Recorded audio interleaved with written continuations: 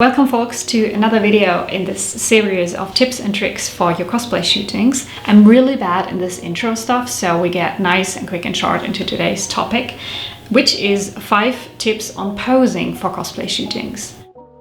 In this video, we're going to cover a different approach on posing. We're talking about a very simple way to get new posing ideas. I'm going to show you some body language basics for both dominant and submissive characters. And in the end, I'm going to tell you a bit about some details in posing you can keep an eye on during the shooting. Again, as a side note, this video will be both for cosplayers who are searching some inspiration for their posing, as well as for photographers who may be struggling with giving instructions and finding new posing ideas. Tip number 1. Direct instead of pose, and use your own experiences as your resource. As the photographer, try to direct the cosplayer instead of posing them. You can do this by using emotions and actions for your instructions, instead of wanting the cosplayer to do a pre-made fixed pose. So give them a setting to act in. That is the base for the expressions, postures and actions you want to capture. For that, you can use the character's background story, typical emotions and moods, specific scenes, also headcanon circumstances and moments, but instead of imitating the character's posing as accurate as possible, try to adapt it to the cosplayer so it fits them and not the other way around.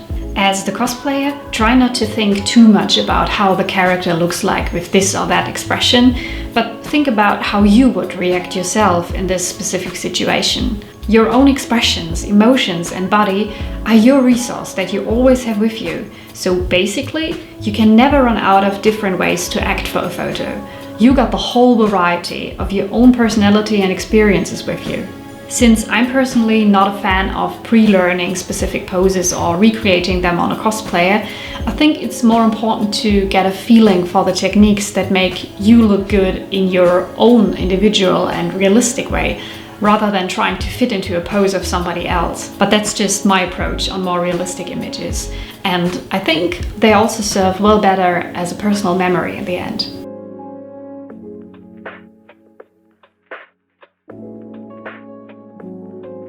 Tip number 2. Start with an emotion instead of a pose. When you're kind of lost during the shooting, trying to create the next posing idea, try to step back from thinking about what pose you want to create to why you want to create it in the first place. Think about the emotion or character trait that you would like to show in the picture, how you yourself would express it, and then your pose will follow naturally. How do you act when you're proud, anxious, sassy or curious? How do you stand, sit or lean in this moment? Do this and then go for little adjustments as a team. Try to reduce and increase the actions and expressions so that you don't overact, but it's still present enough for the camera.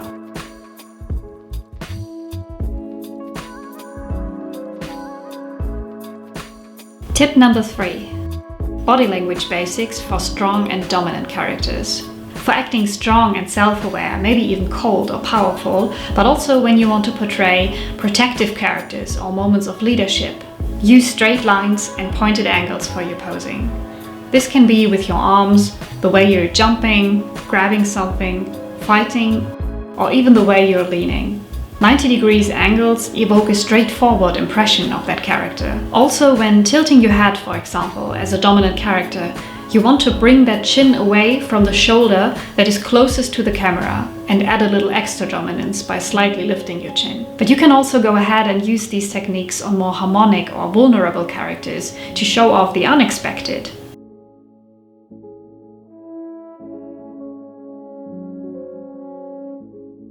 Tip number 4. Body language basics for harmonic, seductive or submissive characters. For playful, seductive or vulnerable characters who are more harmonic, soft or even romantic, bring in softness and curves to the body.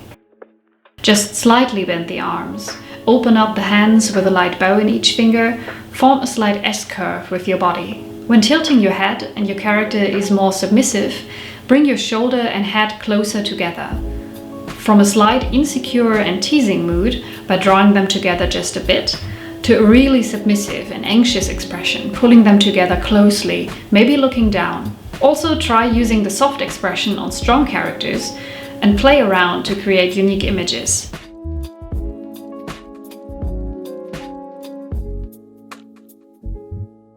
Tip number 5. Keep an eye on the details.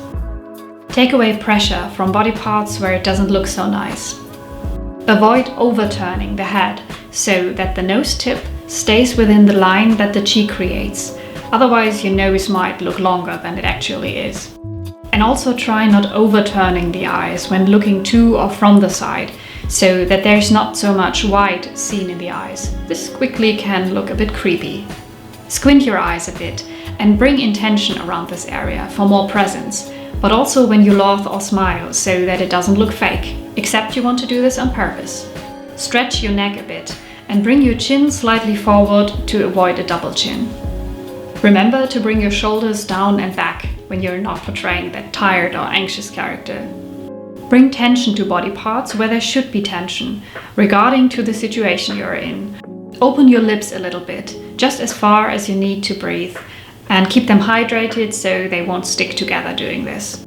Depending on the intention of your pose, slightly separate your fingers, also uneven from each other. That helps to give the image a more natural touch.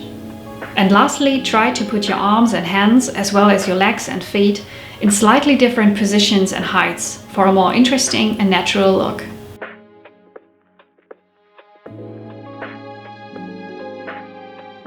I really do hope that these tips were helpful for you. If yes, leave me a thumbs up. If you want to see more, hit the subscribe button. And if you want to share some of your favorite posing tips and tricks, leave them in the comments down below. Thank you for watching, folks, and see you next time.